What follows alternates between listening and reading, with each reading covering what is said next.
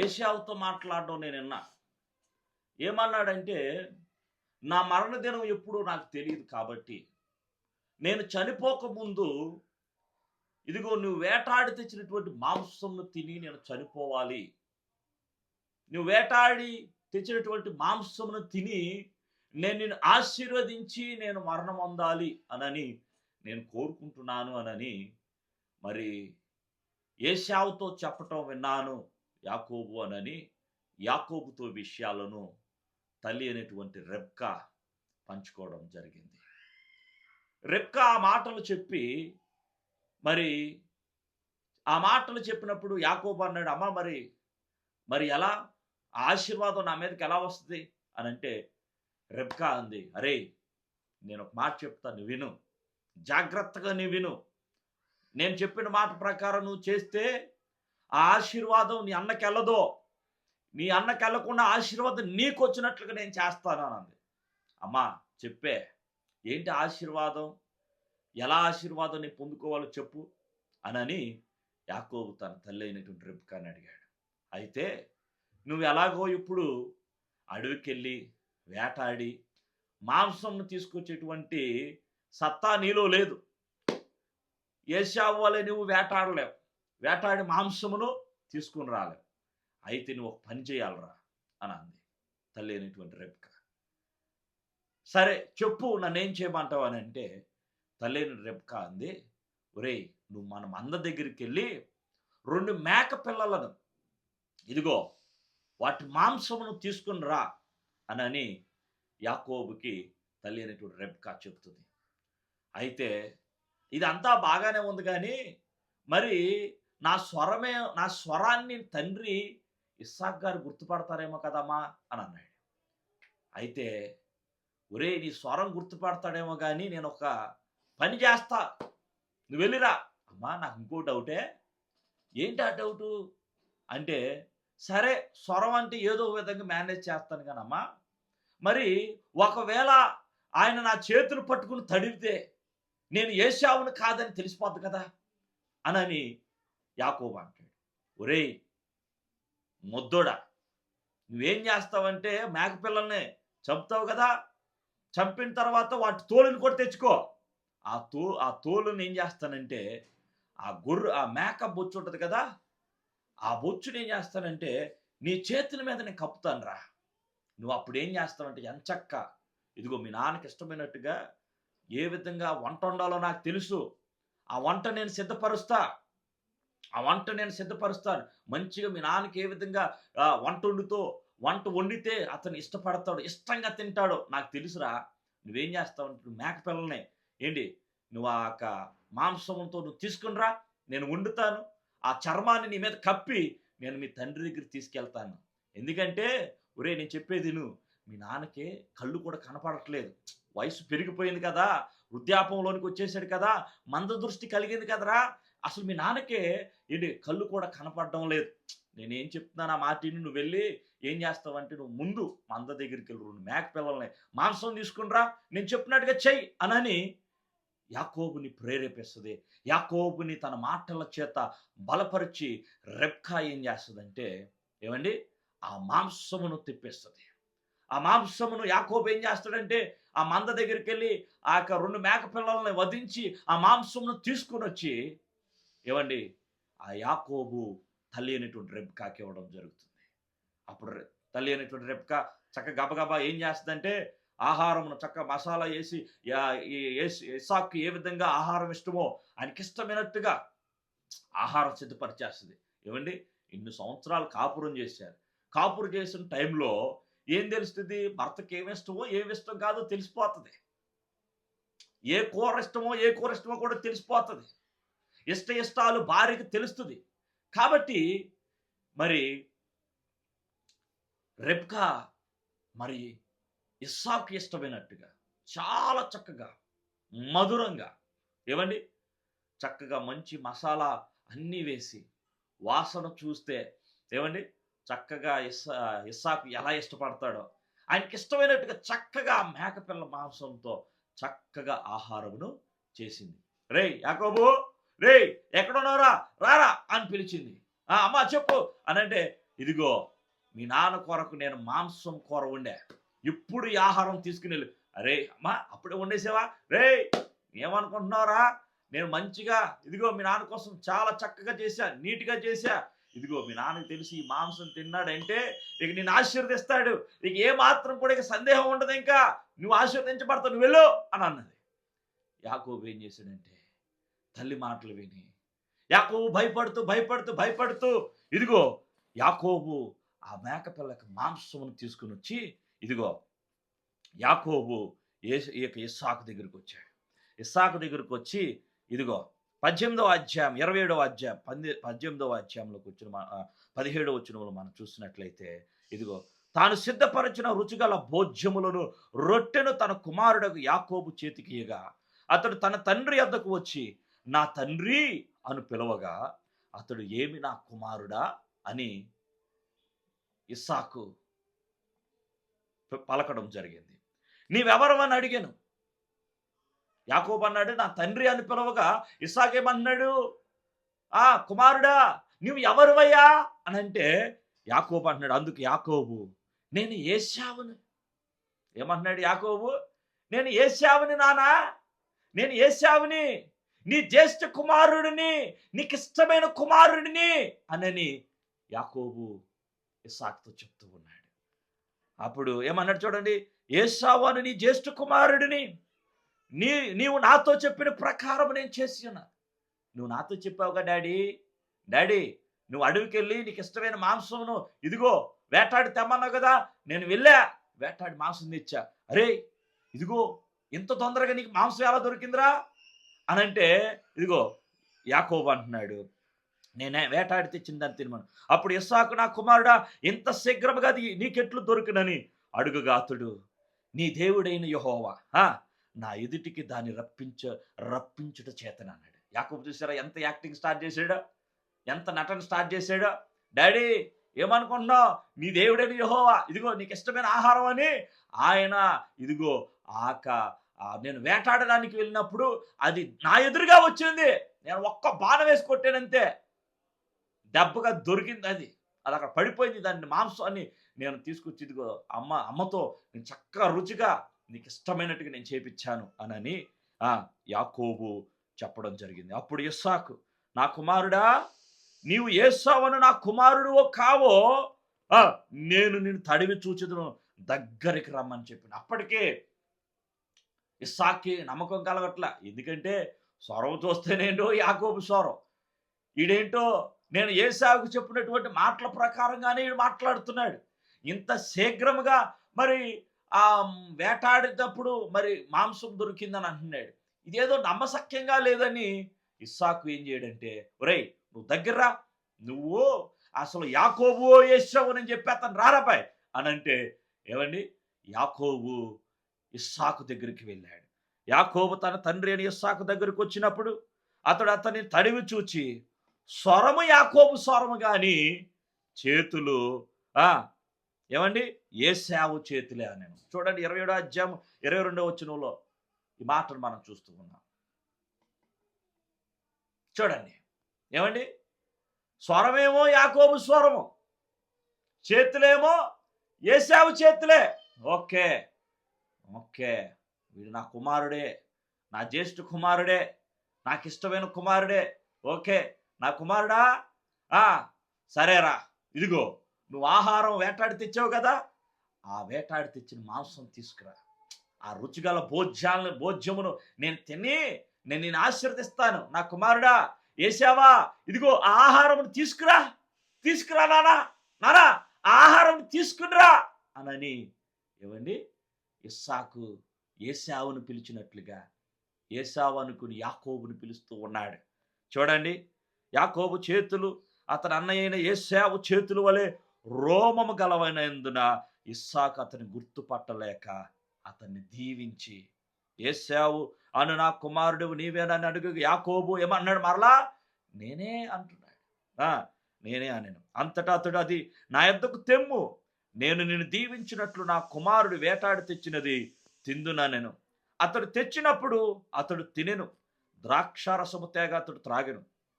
తరువాత అతని తండ్రి అయినటువంటి ఇస్సాకు నా కుమారుడా దగ్గరకు వచ్చి నన్ను ముద్దు పెట్టుకొనమని అతనితో చెప్పాను. అతడు దగ్గరకు వచ్చి అతను ముద్దు పెట్టుకొనెను. అప్పుడు అతని వస్త్రములను వాసన చూచి అతన్ని దీవించి ఇట్లనెను. చూడండి, దగ్గరకు వచ్చినప్పుడు ఇస్సాకు ఏం చేశాడంట, తన వస్త్రాలను వాసన చూచి అతన్ని దీవించాడంట. ఇదిగో నా కుమారుని సువాసన యెహోవా దీవించిన చేను సువాసన వలె నున్నది. ఆకాశపు మంచును భూసారమును విస్తారమైన ధాన్యమును ద్రాక్షారసమును దేవుడు నీకు అనుగ్రహించునుగాకని. ఏమండి, మరి ఇక్కడ మనం చూస్తూ ఉన్నాం యాకోబుని ఇస్సాకు ఆశీర్వదించినట్లుగా మనం చూస్తూ ఉన్నాం. ఏమంటున్నాడు, ఇదిగో నా కుమారుని సువాసన యెహోవా దీవించిన చేని సువాసన వలె ఉన్నది. ఆకాశపు మంచును భూసారమును విస్తారమైన ధాన్యమును ద్రాక్షారసమును దేవుడు నీకు అనుగ్రహించునుగాక అని మొట్టమొదటిగా ఇస్సాకు యాకోబు మీద ఈ ఆశీర్వాదాన్ని, ఈ దీవెనను విడుదల చేశాడు.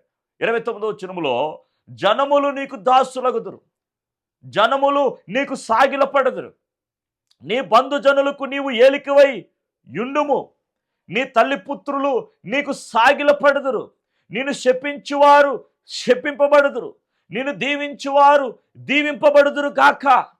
ఇస్సాకు యాకోబును దీవించుటైన తర్వాత యాకోబు తన తండ్రి అయిన ఇస్సాకు ఎదుటి నుండి బయలుదేరి వెళ్ళిన తక్షణమే అతని సహోదరుడైన ఏశావు ఏమండి వేటాడి వచ్చును. చూడండి, యాకోబు ఆశీర్వాదాన్ని పొందుకున్నాడు. ఏమండి, మోసం చేసి తన తండ్రికి కళ్ళు కనపడడం లేదని ఏమాత్రం కూడా కనికరం లేకుండా, జాలి లేకుండా నేనే ఏశావుని అని చెప్పుకొని, ఏమండి, వేటాడి తెచ్చిన మాంసము కాకుండా మేక యొక్క మాంసమును తీసుకుని పెట్టాడు. మేక యొక్క చర్మమును తన అన్న వాళ్ళ తనక చేతుల మీద ఏమండి ధరించుకొని వచ్చి తన తండ్రిని మోసం చేసి ఏమండి ఆ యొక్క వ్యక్తి యాకోబు ఆశీర్వాదాన్ని, ఏశావు యొక్క ఆశీర్వాదాన్ని దొంగిలించాడు. చూడండి, ఆయన ఆశీర్వాదాన్ని పొందుకొని వెళ్ళిన వెంటనే ఏశావు వేటాడి తెచ్చినటువంటి మాంసం యొక్క ఆహారమును తీసుకొని ఇస్సాకు ఎదుటికి వచ్చి నిలబడతాడు. చూడండి, ఇక్కడ అంటాడు, యాకోబు తన తండ్రి అయిన ఇస్సాకు ఎదుటి నుండి బయలుదేరి వెళ్ళిన తక్షణమే అతడి సహోదరుడైన ఏశావు వేటాడి వచ్చాడు.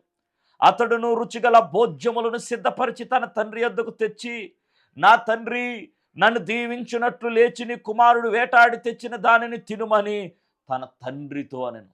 ఏశావు అంటున్నాడు, డాడీ నువ్వు చెప్పావు కదా ఆహారమును, ఇదిగో రుచిగల భోజ్యమును తినాలనుకున్నావు కదా, నన్ను వేటకు వెళ్ళి వేటాడి మాంసమును తీసుకుని రమ్మన్నావు కదా, ఇదిగో నువ్వు చెప్పినట్లుగానే నేను వేటాడి మాంసం తెచ్చా, నీకు ఇష్టమైనట్టుగా నేను వండించా, ఇదిగో ఈ ఆహారం తిను అనని ఏశావు అంటే అక్కడ 32వ వచనంలో మాట చూస్తాం. అతని తండ్రి అయిన ఇస్సాకు నీవెవరవని అతను అడిగినప్పుడు అతడు, నేను నీ కుమారుడును ఏశావు అను నీ జ్యేష్ఠ కుమారుడును అని అనగా ఇస్సాకు మెక్కటముగా గడగడ వణుచు. ఏమండి, ఏశావు ఏమంటున్నాడు? ఏశావు ఎలా అయ్యాడంట? మెక్కటముగా గడగడ వణుచు. అట్లయితే వేటాడిన భోజ్యమును నా యొద్దకు తెచ్చిన వారెవరు? నీవు రాకమునుపు నేను వాటన్నిటిలో తిని అతని నిజముగా దీవించి తిని అతను దీవింపబడిన వాడాయను.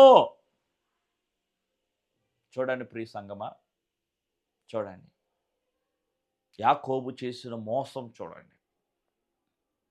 ఇస్సాకు అంటున్నాడు, ఏశావు స్వరాన్ని విన్నప్పుడు, ఏశావు చెప్తున్న మాటలు విన్నప్పుడు గడగడగడ వణికిపోయాడంట. అయ్యో అంటే అర్థం ఏంటి?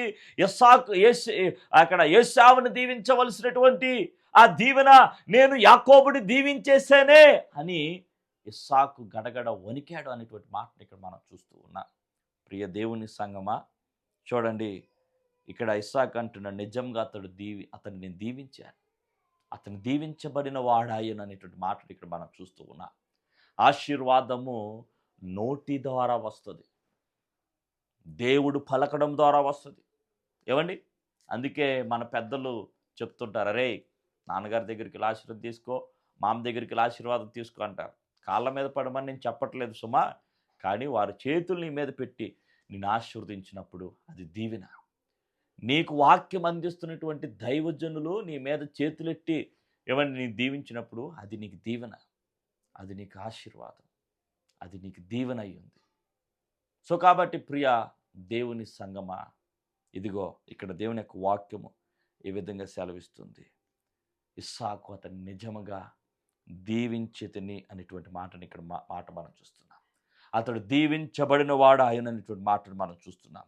ఏశావు తన తండ్రి మాటలు విన్నప్పుడు దుఃఖక్రాంతుడై పెద్ద కేక వేసి, ఓ నా తండ్రి, నన్నును దీవించుమని తన తండ్రితో చెప్పాను. ఏమండి చూడండి, ఏశావు కేక వేశాడంట, ఓ నా తండ్రి, నన్ను కూడా దీవించని. ఏమండి దుఃఖముతో కేక వేశాడంట, దుఃఖముతో కేక వేశాడు. తన సహోదరుడు ఆ ఆశీర్వాదాన్ని దొంగిలించాడు అని ఆ వార్త విన్నప్పుడు ఏశావుకి హృదయం బద్దలైపోయింది. ఎందుకు తెలుసా? తన జ్యేష్ఠత్వాన్ని దొంగిలించాడు. ఏమండి మరలా ఇక్కడ మనం చూస్తే అతనికి ఆశీర్వాదాన్ని కూడా దొంగిలించినట్లుగా మనం చూస్తున్నాం. 35వ వచనంలో, అతడు నీ సహోదరుడు కపటోపాయంతో వచ్చి నీకు రావలసిన దీవెన తీసుకొని పోయెను అనేటువంటి మాటని ఇక్కడ మనం చూస్తున్నాం. ఏశావు యాకోబు అనే పేరు అతనికి సరిగానే చెల్లినది, యాకోబు అనే పేరు అతనికి సరిగానే చెల్లింది అన్నాడు. ఎందుకు? యాకోబు అని అంటే అర్థం ఏంటి? మోసగాడని అర్థం. యాకోబు అంటే మోసగాడని అర్థం. ఏమండి అందుకే ఏశావు అంటున్నాడు, యాకోబు అని పేరెట్టుకున్నాడు కదా, వాడి పేరుకి తగ్గట్టుగా వాడి జీవితం కూడా ఉంది, వాడు బ్రతుకుందే, వాడు అదే విధంగా జీవిస్తున్నాడు, మోసం చేసుకుంటూ వాడు బ్రతుకుతున్నాడు అని ఏశావు యాకోబుని గురించి మాట్లాడాడు. అతడు నన్ను ఈ 2 మారులు మోసపుచ్చాను. ఒకసారి జ్యేష్ఠత్వం విషయంలో, రెండవది ఇస్సాకు ఆశీర్వదించేటువంటి విషయంలో. రైట్, ఇదిగో ఇప్పుడు వచ్చి నాకు రావాల్సిన దీవెనను తీసుకునేనని చెప్పి నా కొరకు మరి ఏ దీవెనయు మిగిలిచి ఉండలేదా అని అడిగాను. అందుకు ఇస్సాకు, ఇదిగో అతని నీకు ఏలికగా నియమించి అతని బంధుజనులందరినీ అతనికి దాసులుగా ఇచ్చి తిని ధాన్యమును ద్రాక్షరసమునిచ్చి అతన్ని పోషించి తిని గనుక నా కుమారుడ నీకేమి చేయగలనని ఏశావుతో ప్రత్యుత్తరమేగా, ఏశావు, నా తండ్రి, నీ యొద్ద ఒక్క దీవెనయే ఉన్నదా? నా తండ్రి, నన్ను కూడా దీవించమని అతని తండ్రితో చెప్పి ఏశావు ఎలుగెత్తి ఆడవగా. చూడండి ఎంత బాధ చూసారా? ఏశావు ఎలుగెత్తి ఆడవగా అతని తండ్రి అని ఇస్సాకు, నీ నివాసము భూసారము లేకయు పైనుండి పడు ఆకాశపు మంచు లేకయుండును. నీవు నీ కత్తి చేత బ్రతుకుదువు, నీ సహోదరునికి దాసుడు వగదువు. నీవు తిరుగులాడుచుండగా నీ మెడ మీదను అతని కాడి విరిచివేయదు అని అతనికి ఉత్తరం ఇచ్చాను. తన తండ్రి యాకోబుకిచ్చిన దీవెన నిమిత్తము ఏశావు అతని మీద పగపెట్టెను. మరి ఏశావు, నా తండ్రిని గూర్చిన దుఃఖ దినములు సమీపముగా ఉన్నవి, అప్పుడు నా తమ్ముడైన యాకోబును చంపుదును అనుకొనును. చూడండి, యాకోబును ఏశావు చంపేద్దాం అనుకుంటాడు. అయితే ఇదిగో ఇస్సాకు గారు చనిపోయేటువంటి దినాలు దగ్గర పడ్డాయి కాబట్టి ఇప్పుడు చంపకూడదు, సమయం చూసి అతను చంపుదామని ఏశావు అనుకుంటాడు. అలాంటి సందర్భంలో మరి తన పెద్ద కుమారుడైనటువంటి ఏశావు యొక్క మాటలను గూర్చి మరి తల్లి అయినటువంటి రెబ్కా విన్నప్పుడు ఏం చేస్తుందో తెలుసా? యాకోబుని పిలిపించి, అరే యాకోబు, నువ్వు రారా, ఇదిగో మీ అన్న నేను చంపాలని చూస్తున్నాడు, నిన్ను నాశనం చేయాలని చూస్తున్నాడు, నీ అన్న యొక్క జ్యేష్ఠత్వాన్ని దొంగిలించావు, ఇదిగో ఇప్పుడు ఆయనకి రావాల్సిన ఆశీర్వాదాన్ని కూడా నువ్వు తీసుకున్నావు కదా, ఇప్పుడు నిన్ను చంపేయాలనుకుంటున్నాడు. కాబట్టి నువ్వేం చేస్తావంటే, నీవు నా సహోదరుడగు లాబాని ఇంటికి పారిపో, వాళ్ళ ఇంటికి వెళ్ళిపోయి నీ అన్న కోపం చల్లారు వరకు అక్కడ ఉండు. నీ అన్న కోపం నీ మీద నువ్వు తొలగి నీవు అతనికి చేసిన వాటిని అతను అన్నీ మర్చిపోయిన తర్వాత, ఇదిగో నేను నిన్ను అక్కడి నుండి నేను పిలిపిస్తాను, నేను నీకు కౌరంపిస్తాను, నేను నీకు తెలియజేస్తాను, ఇదిగో అప్పుడు నువ్వు వద్దు కానీ అని యాకోబుతో తల్లి అనేటువంటి రెబ్కా మాట్లాడడం జరుగుతుంది. సో కాబట్టి ఇదిగో మళ్ళా అంటుంది ఇక్కడ, ఒక్కనాడే మీ ఇద్దరిని నేను పోగొట్టుకొననేలా అని అన్నట్టుగా మనం చూస్తూ ఉన్నాం. చూడండి ఏమండి, రెబ్కా ఆ విధంగా మాట్లాడింది. మరియు రెబ్కా ఇస్సాకుతో, హేతు కుమార్తెల వల్ల నా ప్రాణం విసికినది, ఈ దేశత్తురాన్రైన హేతు కుమార్తెలలో వీరి వంటి ఒక దానిని యాకోబు పెండి చేసుకుని ఎడలా నా బ్రతుకు వలన నాకేమి ప్రయోజనం అని. పక్కన ఉన్నటువంటి వ్యక్తుల గురించి మాట్లాడుతుంది రెబ్కా. కావాలని మాట్లాడుతుందో, కీర్తితో మాట్లాడుతుంది, ఇగో పలానా హేతు కుమారుల వల్ల నా ప్రాణం విసిగిపోతుంది. అలాంటి దాన్ని చేసుకుంటే ఇదిగో మరి పెళ్లి చేసుకుని ఎడల యాకోబు ఇదిగో అలాంటి దేశస్తురాలైనటువంటి ఒక దాన్ని పెళ్లి చేసుకుంటే ఏమండి, నా బ్రతుకు వల్ల నాకేమి ప్రయోజనం అని. అప్పుడు ఇస్సాకు యాకోబుని పిలిపిస్తాడు 28వ అధ్యాయంలో. ఇస్సాకు యాకోబుని పిలిపించి, అరే అబ్బాయి యాకోబు ఎక్కడున్నావురా అని అంటే, నాన్నగారు చెప్పండి అన్నాడు. రేయ్ నేను నీకు మాట చెప్తాను, ఇదిగో నువ్వు ఈ పని చెయ్యి అని అంటాడు. ఏం నాన్నగారు చెప్పండి అని అంటే, ఇదిగో నువ్వు కానాను కుమార్తెలలో యవత్తును వివాహం చేసుకోకూడదురా అబ్బాయి. అక్కడ రాయబడ్డదమ్మా, యవత్తును అనే మాట అక్కడ రాయబడ్డది, ఎవరు తప్పుగా తీసుకోవద్దు. రైట్, ఏమన్నాడు? కానాను కుమార్తెలలో యవత్తును కూడా వివాహం చేసుకోవద్దు. నీ తల్లికి తండ్రి అయిన బెతుయేలు ఇంటికి వెళ్ళి అక్కడ నీ తల్లి సహోదరుడగు లాబాను కుమార్తెలలో ఒక దానిని వివాహం చేసుకోనమని అతనికి ఆజ్ఞాపించి, ఏమండి, సర్వశక్తి గల దేవుడు నిన్ను ఆశీర్వదించి నిన్ను అనేక జనములగునట్లు నీకు సంతానవృద్ధి కలుగు చేసి నిన్ను విస్తరింపచేసి నీవు పరవశువై దేశమును అనగా దేవుడు అబ్రహామునికి ఇచ్చిన దేశమును నీవు స్వాస్థ్యముగా చేసుకున్నట్లు ఆయన నీకు అనగా నీతో కూడా నీ సంతానమునకు అబ్రహామునికి అనుగ్రహించిన ఆశీర్వాదమును దయచేయునుగా కానీ అతను దీవించి యాకోబుని ఏం చేశాడు? పంపివేసాడు. యాకోబుని పంపివేస్తాడు. యాకోబుని పంపివేసినప్పుడు యాకోబు లాబాను అనేటువంటి తన మామ యొక్క ఇంటికి బయలుదేరడం జరుగుతుంది. ఆ ఇంటికి బయలుదేరేటువంటి సమయంలో మరి 28వ అధ్యాయం 10వ వచనం మనం చూస్తే, యాకోబు బెయేర్షెబా నుండి బయలుదేరి హారాను వైపు వెళ్ళొచ్చు ఒక చోట చేరి ప్రొద్దుగుంకినందున అక్కడ ఆ రాత్రి నిలిచిపోయి ఆ చోటి రాళ్ళలో ఒకటి తీసుకొని తన తలకు తలగడగా చేసుకొని అక్కడ పండుకొనెను. అక్కడ ఉన్నటువంటి రాయిని ఒకటి తీసుకుని తలగడగా చేసుకుని ఏం చేశాడంటే పండుకున్నాడు. అప్పుడు అతడు ఒక కలగనెను, అందులో ఒక నిచ్చెన భూమి మీద నిలువబడి ఉండెను. ఏమండి, దాని కొన ఆకాశమును కంటెను. కింద నిచ్చెన వేస్తే ఆ నిచ్చెన ఎక్కడికి కంటిందంట? ఆకాశమును కంటిందంట. ఆ కలలో ఆకాశమును కంటిన ఆ నిచ్చెన, దాని మీద దేవుని దూతలు ఎక్కుచూ దిగుచుండ్రి. ఏమండి, ఆ దూతలు ఏమవుతున్నాయి అంట? ఎక్కుతూ దిగుచున్నాయి అంట. మరి యెహోవా దానికి పైగా నిలిచి, నేను నీ తండ్రి అయిన అబ్రహాము దేవుడును ఇస్సాకు దేవుడైన యెహోవాను, నీవు పండుకొని ఉన్న ఈ భూమిని నీకు సంతానమునకు ఇచ్చెదను. నీ సంతానం భూమి మీద లెక్కకు ఇసుక రేణువుల వలెగును. నీవు పడమటి తట్టున, తూర్పు తట్టున, ఉత్తరపు తట్టున, దక్షిణపు తట్టున వ్యాపించుదువు. ఇవన్నీ భూమి యొక్క వంశములన్నీ నీ మూలముగాను నీ సంతాన మూలముగాను ఆశీర్వదింపబడను. ఇదిగో నేను నీకు తోడయ్యండి, నీ వెళ్ళు ప్రతి స్థలమందు నిన్ను కాపాడుచు ఈ దేశమునకు నిన్ను మరలా రప్పించదును. నేను నీతో చెప్పినది నెరవేర్చు వరకు నిన్ను విడువనని చెప్పగా. హల్లెలూయా, హల్లెలూయా. యాకోబుకు దేవుడు ప్రత్యక్షం ఈ మాట చెప్పాడు. యాకోబు నిద్ర తెలిసి నిశ్చయముగా యెహోవా ఈ స్థలమందు ఉన్నాడు, అది నాకు తెలియకపోయినని భయపడి, ఈ స్థలం ఎంతో భయంకరము, ఇది దేవుని మందిరమే గాని వేరొకటి కాదు, పరలోకపు గవిని ఇదే అనుకున్నాను. తెల్లవారినప్పుడు యాకోబు లేచి తాను తలగడగా చేసుకున్న రాయి తీసి దానిని స్తంభముగా నిలిపి దాని కొన మీద నూనె పోసెను. మరియు అతడు ఆ స్థలమునకు బేతేలను పేరు పెట్టెను. అయితే మొదట ఊరి పేరు లూజు. అప్పుడు యాకోబు, నేను తిరిగి నా తండ్రి ఇంటికి క్షేమముగా వచ్చినట్లు దేవుడు నాకు తోడయ్యుండి నేను వెళ్ళుచున్న ఈ మార్గములో నన్ను కాపాడి తినుటకు ఆహారమును, ధరించుకున్నట్టుకు వస్త్రములు నాకు దయచేసిన యెడల యెహోవా నాకు దేవుడయ్యును, మరియు స్తంభముగా నేను నిలిపిన ఈ రాయి దేవుని మందిరమగును. మరియు నీవు నాకిచ్చు యావత్తులో 10వ వంతు నిత్యముగా నీకు చెల్లించదనని యాకోబు దేవునికి మొక్కుకొనున్నట్లుగా మనం చూస్తూ ఉన్నాం. చూడండి, యాకోబు ఏమండి, తన యొక్క అన్న యొక్క ఆశీర్వాదాన్ని దొంగిలించి తండ్రిని మోసము చేసి తన మామయ్యనటువంటి లాబాను ఇంటికి వెళ్తున్నటువంటి ప్రక్రియలో ఆ రాత్రి కాలమందు ఏమండి రాయిని తలగడగా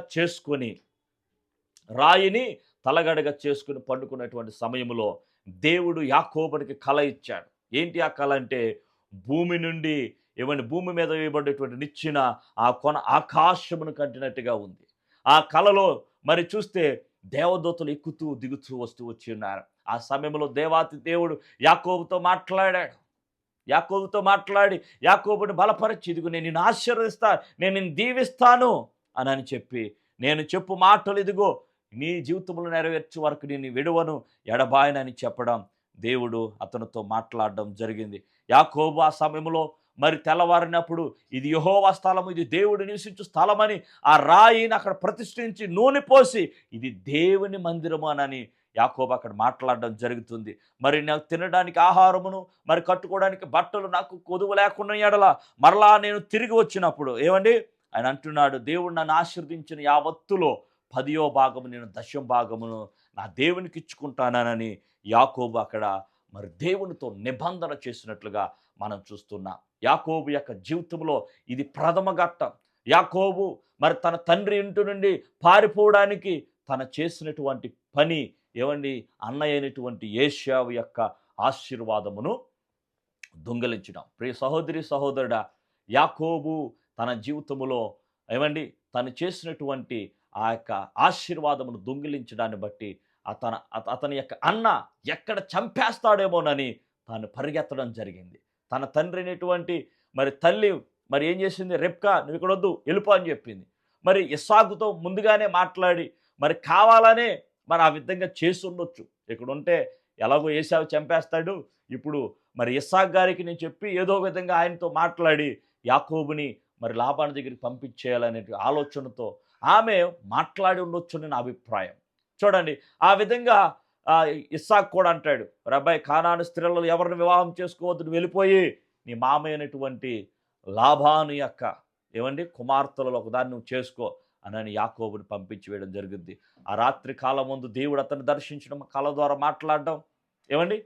తర్వాత యాకోబు అక్కడికి నేను మరలా ఇక్కడికి వచ్చేటప్పటికి నేను ఆశీర్వాదకరంగా దేవుడు నన్ను కాపాడి నన్ను సంరక్షించి నన్ను పోషిస్తే నాకు దేవుడు నన్ను దీవించిన దాంట్లో 10వ భాగము నేను దేవునికి ఇచ్చుకుంటానని మొక్కుబడి చేసుకొనెను. ఇది మొదటి భాగం. దేవునికి స్తోత్రం, హల్లెలూయా.